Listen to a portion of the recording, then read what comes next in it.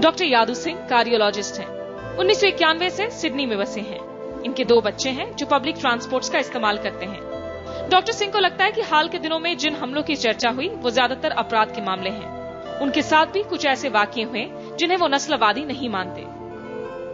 मेरे पास में अगर 20 मरीज आते हैं रोज के, तो 20 में से 19 मरीज हमारे जो आते हैं वो नॉन इंडियन होते हैं, 95%। और वो अभी भी आ रहे हैं और अभी भी कल भी आएंगे। हमें कोई परेशानी नहीं महसूस हुई है, लेकिन परेशानी होगी, क्योंकि अगर आप किसी देश को बार बार नस्लवादी देश कहेंगे बिना किसी पर्याप्त कारण के, तो लोगों को नाराजगी तो होगी। कुछ ऐसे भारतीय भी हमें मिले जिन्हें लगता है कि ऑस्ट्रेलियाई समाज में मुश्किलें तो हैं, लेकिन उनसे पार पाया जा सकता है। मेलबर्न में अमित तुतेजा का देसी ढाबा होटल खासी लोकप्रिय है। अमित खुद ऑस्ट्रेलिया पढ़ाई करने के लिए आए थे। मुल्क पाया और किस्मत ने साथ दिया, सो यहां बस गए, अपना रेस्टोरेंट शुरू कर लिया। भारतीय छात्रों को उनकी सलाह है कि उन्हें अपने आसपास के लोगों के साथ घुलने मिलने की कोशिश करनी चाहिए। किसी भी जगह जाते हो, इनफैक्ट कंट्री छोड़िए, अगर आप दिल्ली से मद्रास जाते हो तो आपको एक्सेप्ट करना पड़ेगा कि आपको वहां पे डोसा खाना पड़ेगा। आपको सारा वक्त आलू के पराठे नहीं मिलेंगे वहां। तो ये जरूरी है कि आप जब इस कंट्री में आ रहे हो तो इस कंट्री के साथ, इस कंट्री के बन के रहो। ये कंट्री वेलकमिंग है और ये अच्छी कंट्री है ओवरऑल। हर जगह पे तरह तरह के लोग होते हैं, तो इसका मतलब ये नहीं है कि सारी की सारी कंट्री वैसी है।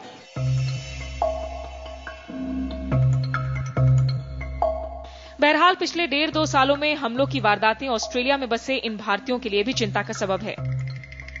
वहीं मुल्क की छवि को धक्का पहुंचता देख नींद से जागी सरकार और प्रशासन ने भी ठोस कदम उठाए हमलों की रोकथाम के लिए। जिन शहरों में हमले ज्यादा होते हैं वहां पुलिस की चौकसी बढ़ाई गई। विक्टोरिया राज्य में ऑपरेशन गार्डियन जैसी मुहिम चलाई गई। यहां पढ़ने आ रहे अंतर्राष्ट्रीय छात्रों की काउंसलिंग के लिए। First thing we've done is actually have a very, very strong and visible police presence in these trouble spots. We're putting more police onto the rail system. We're putting more police into the railway stations, and we actually plan and have specific operations that are focused on reducing the crimes against those international students in and around those areas.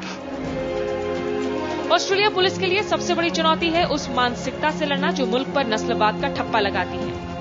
इसी के मद्देनजर police में आज कोशिश है दूसरे मूल के युवाओं को भर्ती करना। अकेले विक्टोरिया पुलिस में आज करीब 1000 भारतीय मूल के जवान हैं। वहीं इन वारदातों ने दोनों ओर की मीडिया को भी मजबूर किया कि वो एक दूसरे के समाज को बेहतर समझे। ऑस्ट्रेलियाई मेन स्ट्रीम मीडिया पर शुरू में आरोप लगा था कि वो इन हमलों को हल्के में ले रहा है।